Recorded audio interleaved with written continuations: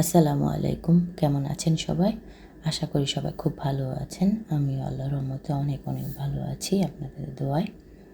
আজকের ভিডিওটা যে যেখান থেকে দেখছেন, আশা করি সবার কাছে ভিডিওটি অনেক ভালো লাগবে।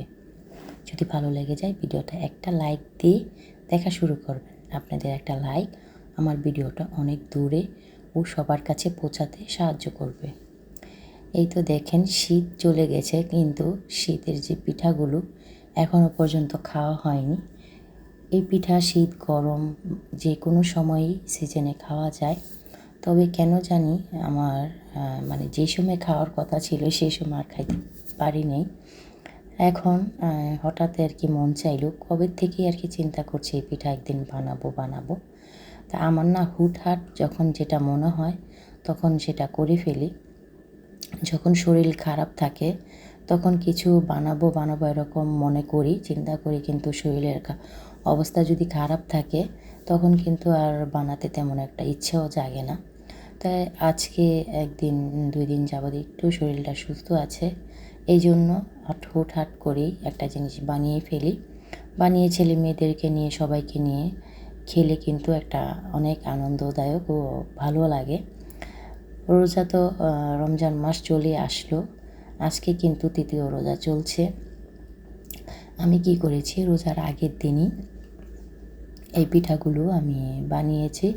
যেহেতু রোজা রেখে আবার পিঠা বানাতে একটুখানি খারাপ লাগবে, একটু সময়ের ব্যাপার স্যাপার, তেমন একটা খারাপ লাগবে না। আল্লাহর রহমতে রোজার মাস, বরকতের মাস, তেমন কিন্তু খারাপ লাগেই না। যেহেতু একটু ঠান্ডা ভাব আছে, এখনও পর্যন্ত শীতটা কিন্তু চলে যায়নি, হালকা হালকা কিন্তু শীত এখনও আছে। আমাদের এদিকে তো একেবারেই শীত মানে আছে। সকালে একটু যখন রৌদ্র ওঠে তখন একটু শীত লাগে, কিন্তু দুপুরে যখন রৌদ্র ওঠে তখন আবার গরম লাগে।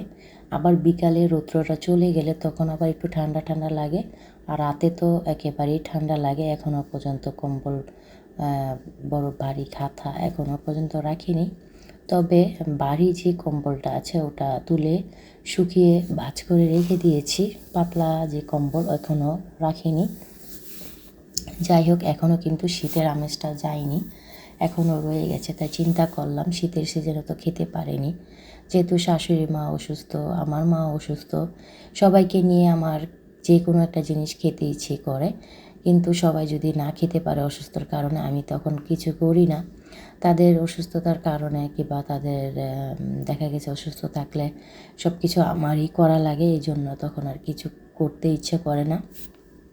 এই জন্য চিন্তা করলাম আজকেই করে ফেলি। যাই হোক, দুপুরে খাওয়া দাওয়া করে একটু শুয়ে থাকি, তো ওদিন আবার আর শুইনি। অল্প পরিমাণ চালের গুঁড়ো সিদ্ধ করে কাই করে তারপরে এই পিঠাগুলো বানিয়েছি।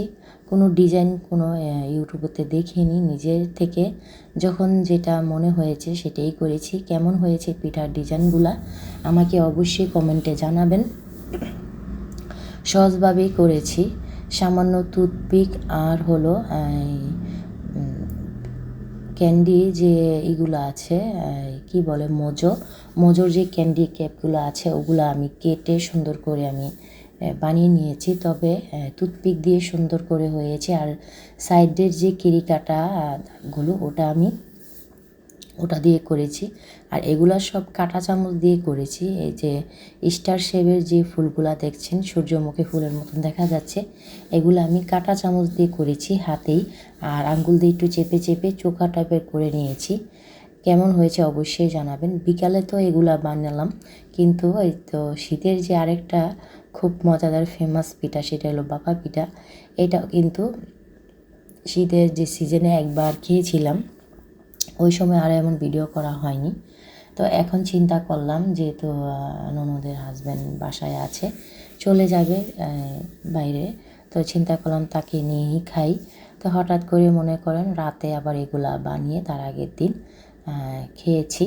তো তো এগুলা পিঠা পুলি বানালে কিন্তু পাকের ঘরের অবস্থা খুবই খারাপ হয়ে যায়। আবার যেহেতু রমজান মাস এসে পড়েছে, পাকঘরটা ডিপ ক্লিন করা লাগবে।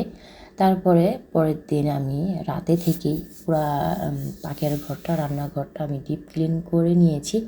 দেখেন কি পরিমাণ ধুলা, এত পরিমাণ ধুলা পড়েছে। অবশ্যই ধুলাবালি পরিষ্কার করতে কিন্তু অনেকটা সময় লাগে। বিশ্বাস করবেন না, এই পাকের ঘরটা ডিপ ক্লিন করতে আমার প্রায় 2 দিন সময় লেগেছে। মানে 2 দিন বলতে আমি কাজ ধরেছি প্রায় 8টা থেকে 8:30টার মধ্যে। কি পরিমাণ ময়লা দেখেন।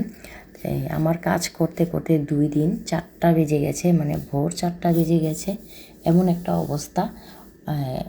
এক সাইড করেছি একদিন, তারপরের সাইড করেছি আরেক দিন, এরকম একটা সময়। এই তো আমি যেভাবে আমার নিয়ে বাসার যে সুইচ বোর্ডগুলি আছে কারেন্টের, ওগুলো আমি যেভাবে পরিষ্কার করি, সামান্য একটু লিকুইড পাউডার নিয়েছি, একটু সামান্য পানি নিয়ে ফেনা ফেনা করে নিয়েছি। আর বাতিল যেই আমরা যে শরীর মাজুনি দেই, মানে সোফা, ওগুলা বাতিলটা দিয়ে আমি সামান্য পরিমাণ পানি চুবিয়ে চিপে নিয়েছি, যাতে পানিটা না থাকে, পানিটা যাতে ভিতরে না চলে যায়। এই তো সুইচ বোর্ডের ভিতরে ছিদ্রগুলোর ভিতরে পানিগুলো আমি চিপে তারপরে এই তো আঙ্গুল দিয়ে ঘষে ঘষে পরিষ্কার করে নিচ্ছি, আলতো করে, হালকা করে।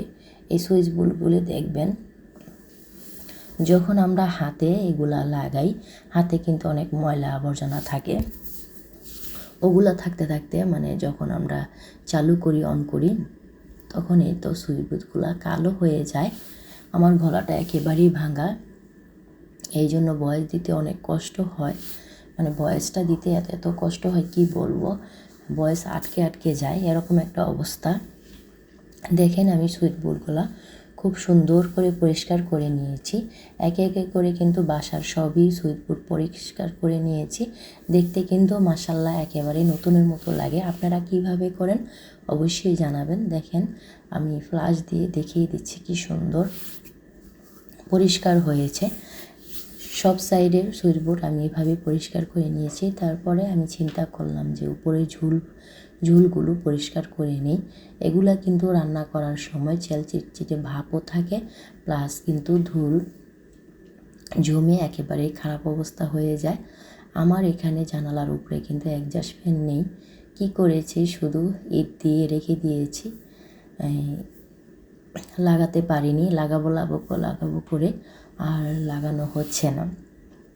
যাই হোক, আমি সুন্দর করে উপরের ঝুলগুলো পরিষ্কার করে নিয়েছি আগে, যেহেতু উপরে ধুলাবালি যদি পরিষ্কার না করি, পরবর্তীতে নিচে ক্লিন থাকলে উপরের ঝুলগুলো পরিষ্কার করলে নিচে ময়লা পড়ে যাবে। এই জন্য আগে আমি উপরের ঝুল থাকলে এগুলো আগে পরিষ্কার করে নিই। তারপরে আমি এই কন্টেনারগুলো সব একে একে করে নামিয়ে পরিষ্কার করে সবগুলো ধুয়ে মুছে একবারে ক্লিন করে রেখেছি। দেখেন খুব সুন্দর করে আমি সাজিয়ে রেখেছি। তারপর আমি এখন এখানে ওভেনটা ছিল, ওভেনটা সরে তারপরে সাইডের যে টাইলসগুলো আছে ওগুলো আমি পরিষ্কার করে নিচ্ছি। এগুলা করতে করতে আমার প্রায় রাত 4টা বেজে গেছে ডিপ ক্লিন করতে। মানে কি বলবো, একদিনে তো পারিনি, একদিনে করা সম্ভব না। একে একে 2 দিন পুরা লেগে গেল, এতটাই ময়লা হয়েছে। কবে থেকে চিন্তা করছি ধরবো, যেহেতু আবার রমজান মাসও চলে এসে পড়েছে। সব কিছু রুম, পাকের ঘর, রান্নাঘর সব কিছুই পরিষ্কার করতে হয়, নাহলে ভালো লাগে না। রোজা রেখে কিন্তু এই ভারী ভারী কাজগুলো করতেও ভালো লাগে না। দেখা গেছে নামাজের টাইম থাকবে না, কিংবা একটু কোরআন তালাত করবো, তাও টাইম পাবো না। এই জন্যই ভারী ভারী কাজগুলো যদি না করি খুবই খারাপ লাগবে রোজার আগে। এই জন্য সব কিছু করে নিলাম ডিপ ক্লিন করে।